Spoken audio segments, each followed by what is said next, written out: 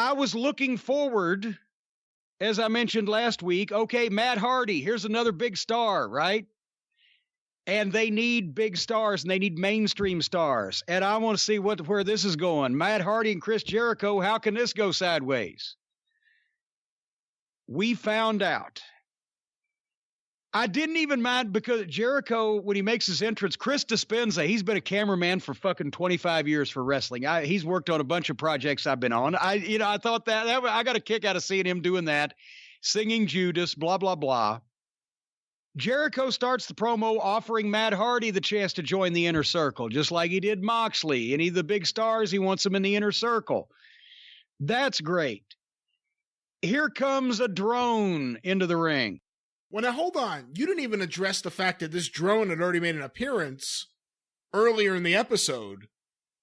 I don't even remember when it was. The Nick Jackson training video, or not even training video. He was training in his garage gym, and the drone...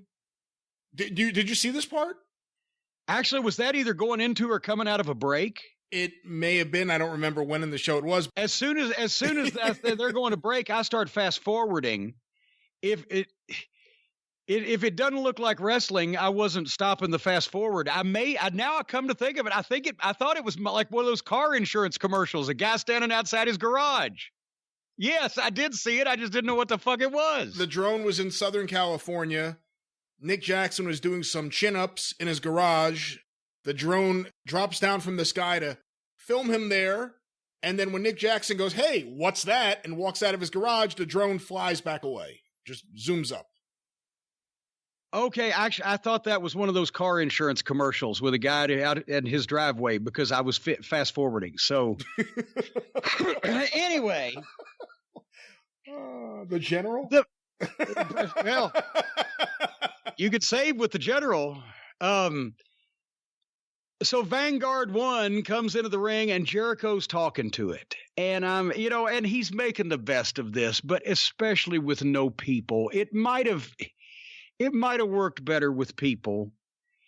And he was kind of, I'll get you the best mechanical cigars to smoke and etc. and all this stuff. And then he gets hot at the drone when the drone flies away and he starts getting...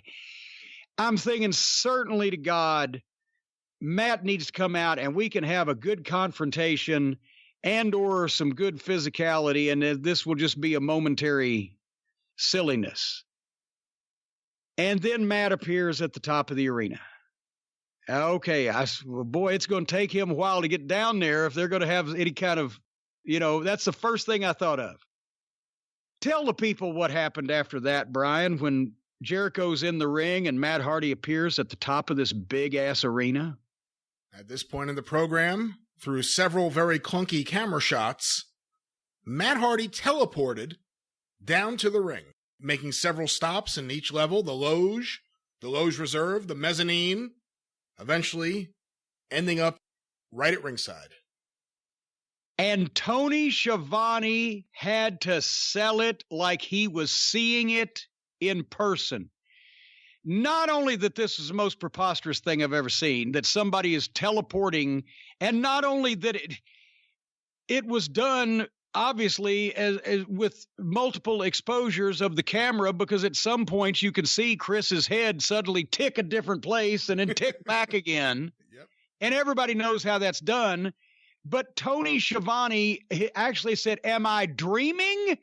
Look what he's done." Tony Schiavone had to call it like Matt Hardy was really disappearing and then appearing in different places simultaneously until he got all the way down to the ring. One of their announcers, who is supposed to be their salesman, if you go to the fucking mall and you go to the appliance store and you say, "I need a new refrigerator," and you ask the guy at the store to tell you about all their new refrigerators, and the first thing he tells you about this one refrigerator is, "Well, did you know that if you put a dead dog in the freezer and leave it overnight, it will come back to life?" You're not going to buy that refrigerator, and you're never going to go back in that store again because that guy's a lying sack of shit. So they just buried their announcer, made their entire program look fucking like idiocy. And before anybody else opened their mouth from there, I turned the TV off. While I still like Matt Hardy and Chris Jericho, I have given up on enough old friends for doing stupid, phony bullshit. I could not watch the rest of this, or I'll hate both of them forever. So what did I miss, if anything? You missed one of the stupidest segments I've ever seen on any wrestling show. And this is everything I've complained about with AEW in the past. And I've really liked the direction they've gone in since the beginning of the year. I've liked the last several episodes. But I hate when it's stuff that if it was on WWE TV, everyone would kill it. But because it's AEW and they're Teflon with a certain fan base, people will say, oh, I thought it was good. Or, oh, I thought it was funny. Or, what do you mean you didn't like Jericho doing a promo on a fucking drone? Or what do you mean you didn't like him teleporting down to the ring? And then he started talking about the essence of the fans that are there, and he saw Abraham Lincoln in the crowd and Martin Luther King in the crowd. Oh, no, he said this. Matt Hardy. I tweeted this out. You know what? Vince McMahon may have been right to limit Matt Hardy's creative input. And you may have been wrong last week when you said he could have been a booker for Jim Crockett. Because Matt Hardy's creative instincts certainly do not mesh with what I want on a professional wrestling program. And it's not sports-based presentation in any way. And they've been going in a direction. AEW's product has been getting so good lately, or at least much better than it was. And then you take a massive step back with this cartoon bullshit that may have worked in Impact a few years ago, a show not known for being good. But now a show not known. Just put the period there, a show not known. But now you take that and you take this awful community theater bullshit that Matt Hardy's doing. Fucking hell. And you apply it here, and then eventually... So I'm suitably chastened that I attempted to say that Matt Hardy was going to be a big addition last week on the program. I am suitably chastened. I take that back. If he, in his first appearance, is teleporting to the ring and then sees Abraham Lincoln, unless he took a big fucking hit of fucking purple acid right before the fucking show, he shouldn't have been seeing Abraham Lincoln in the crowd. But I guess I apologize now for saying that's why I didn't want to watch any more of it. I've always liked those fucking guys. I don't know why Jericho would put up with shit like this when he's really having to carry the fucking company on his back, especially as far as the heel side goes. And why would you do this? I apologize for saying anything good about anybody. I want an alternative to the WWE style of entertainment, not their take on the WWE style of entertainment, their take on comedy, their take on supernatural gimmicks. I don't want that. I want sports-based wrestling. And I think there's a lot of people who want that too. And then you deliver this shit. And then eventually Jericho says, abracadabra, watch what I'm going to do to you. And Sammy Guevara comes in and attacks Matt Hardy. Cody and Omega make the save. So now they're aligned with this supernatural goof. And then we're supposed to believe that as Jericho and Guevara are escaping, that Matt Hardy, through the power of his mind, is causing the pyro to go off on whichever exit they try to escape from so that they can't escape. So Matt Hardy not only teleports, he also controls the pyro mentally, telepathically. Okay, hold on. That'll be the last AEW Dynamite review we ever fucking do. Because if they're going to start this shit, my blood pressure won't take it. I'm done with that. That's what I thought was going to fucking happen. I just didn't think it was going to happen from their big stars. I thought it was going to happen from their fucking Outlaw Mud Show stars. But now you're telling me that the guys who have actually been in the business long enough to know better are doing stupider shit than these fucking outlaw goofs, Invisible Man bullshit. Cody and Jericho were totally involved with this. And it was pathetic. Matt Hardy's catchphrase is delete. I couldn't wait to delete this off my fucking DVR. I couldn't wait. Awful. Just awful. All the progress you guys have made as a promotion. And then you do this bullshit. And someone will go, but it would get over if there were people there. It's garbage. It's not good. It's community theater. If there had been people there, how would they have worked that teleporting business? They couldn't have. I don't know. Because it can't actually fucking happen. And if we're supposed to believe that Matt Hardy was on acid and that's why he saw Martin Luther King in the audience, I guess we're supposed to believe that Tony Schiavone took the same acid because he saw the magic trick happening in front of him and couldn't believe it. I can't believe it. Am I dreaming? No, Tony, you're fucking ruining your credibility and everything you've built in your announcing career, calling stupid shit on national television that you shouldn't be involved with because it shouldn't be being done. Now, let's see what happens. I'm curious now what's going to happen next week, because the last time there was something that was, I shouldn't say, because AEW's fans, it's kind of like they're split on this. You hear a lot of people like, oh, did you not watch what he was doing at Impact? It was just like this. It's great. And other people are going, no, this is complete dog shit. And I'm in that aisle, by the way. Well, no, I didn't watch any of the shit he was doing in Impact because people told me about it. And because I liked Matt and Jeff Hardy, I specifically didn't want to see it. and now, unfortunately, we're having to see it on real television instead of it just Impact. What? But Tony Khan apparently took the reins after that Dork Order beatdown of the Young Bucks, which was the probably single worst episode of AEW Dynamite. Everyone, even their hardcore fans, hated it.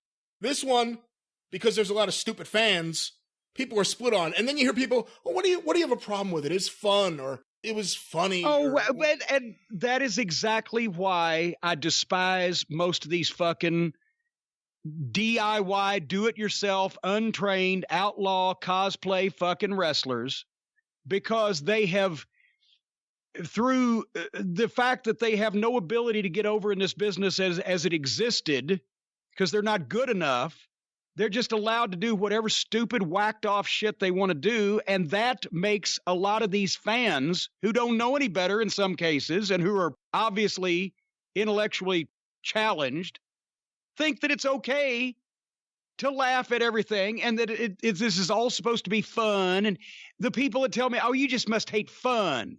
No, I hate stupid, disrespectful shit done by stupid, disrespectful people about a profession that I take seriously. There's a difference. Like fun, where you're supposed to have fun. And wrestling used to be fun when it wasn't phony and silly. I don't like that these guys make the fans think that this is okay to think that way about something that it's obviously not okay to present that way, because nobody gives a shit past this little fucking collection of outlaw mud show fans that they have fostered. You see the same thing now. This is the program that on my DVR guide says, a new league introduced in 2019 that introduces real sports analytics and etc. to the fucking, real sports analytics. So next week, Matt Hardy is going to have a graphic. Matt has only teleported 4 times in the last week. That's your real sports analytics. Take your real sports analytics, Tony, and shove them up your ass. I knew this was going to happen. I knew it.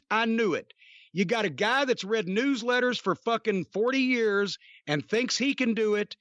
He gets involved with the wrong people, the fucking people like the Young Bucks and Olivier that have created some kind of mass hysteria from this small group of fucking mentally challenged people that wants wrestling to be a goddamn joke.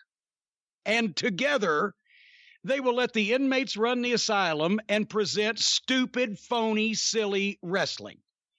And all they had to do to change my mind was not present stupid, phony, silly wrestling.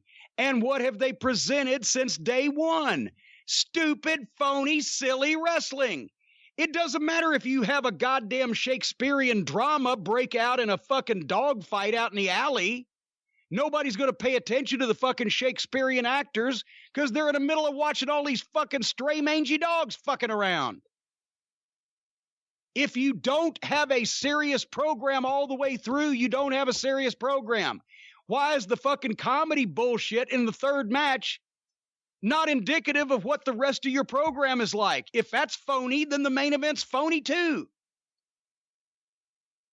If you don't fucking take yourself seriously from first match to last match, from start to finish, from the first second of the program till the last second, and present wrestling legitimately, seriously, as it's supposed to be, then you're a fucking clown show. There is no reason to do the activity of professional wrestling unless you are presenting it as if it is real.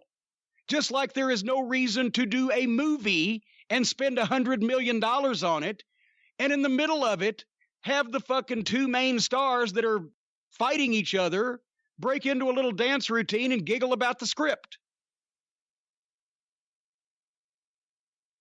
This is why you need one booker with a backbone, and you can't just have guys saying, well, this is what I want to do, and then you're like, you know what? Be free creatively. Express yourself. No. This was, I'll tell you, you could take all the Dark Order shit and all the Orange Cassidy stuff and the Marco stunt and the awful Jelly Nutella matches. You could take them all. This was the single most embarrassing thing I've seen on their show to me. And I've given them a lot more slack than you. And I couldn't believe Chris Jericho. I guess I should. I mean, he's done a lot of stupid shit in his life, but he's been so good on AEW and so good in his role. And now he's cutting promos on inanimate objects that fly. And then dealing with a teleporting guy who blocks him with fire after seeing Abraham Lincoln in the crowd. And Cody, who gets a free pass from everybody, he's in the middle of this too. It's just, this was infuriating to me. And I can't believe that people will justify it and defend it more than anything else on that show. More than you could take any Omega criticism you have. This was the single most embarrassing thing I've ever seen associated with AEW. And imagine what territory that takes in. That takes in Marco Stunt and JoJo the Dog-Faced Boy. So you know what? I'm tired of looking for bright linings in this thing because I knew it from the start, and they've done nothing but back up my opinion. None of them can be serious. And now they're taking established stars and fucking putting them in the goddamn clown kiddie pool also.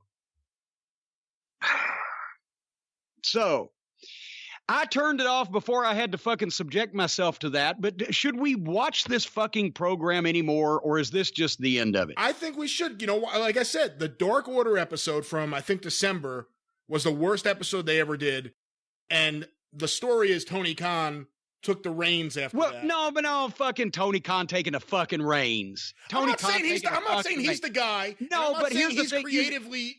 Here's the thing. You said they needed a booker with backbone. Yes. Okay, number one, if this was 25 years ago, everybody in the locker room, Tony Khan would have been the guy that they turned upside down and shook for change after fucking school and stole his lunch money. A nerd with glasses that they went up and thumped his fucking nose and gave him a wedgie. And that's the way they would have treated him because he was a fucking mark that had enough money to get in the fucking business and didn't know who to get involved with, and that's why they've got a shit show now.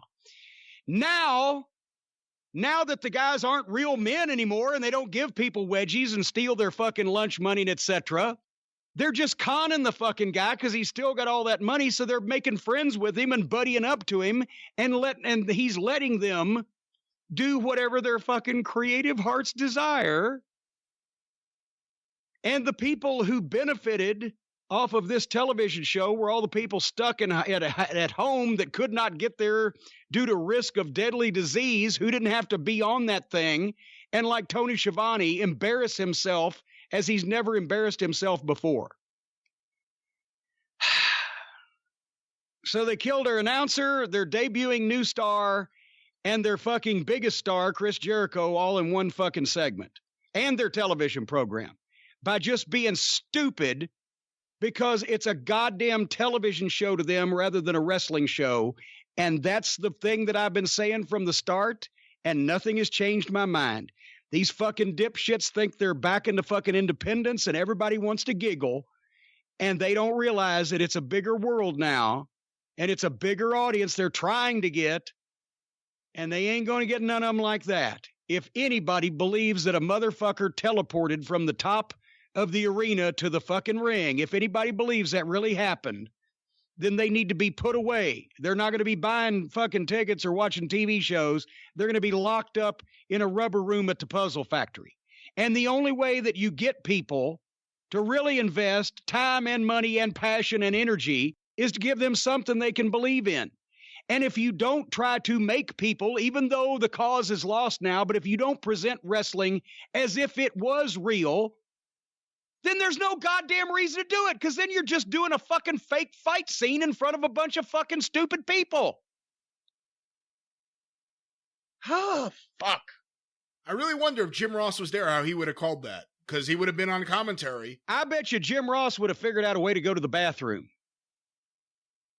If Jim Ross ever calls a man teleporting from one place to another, I will lose all my respect for everybody in the world. It'll just all evaporate. That'll be the last fucking straw. Apparently, I'm the only one who just has any standards or principles and just will just not be involved in just any goddamn stupid thing just because somebody tells me to.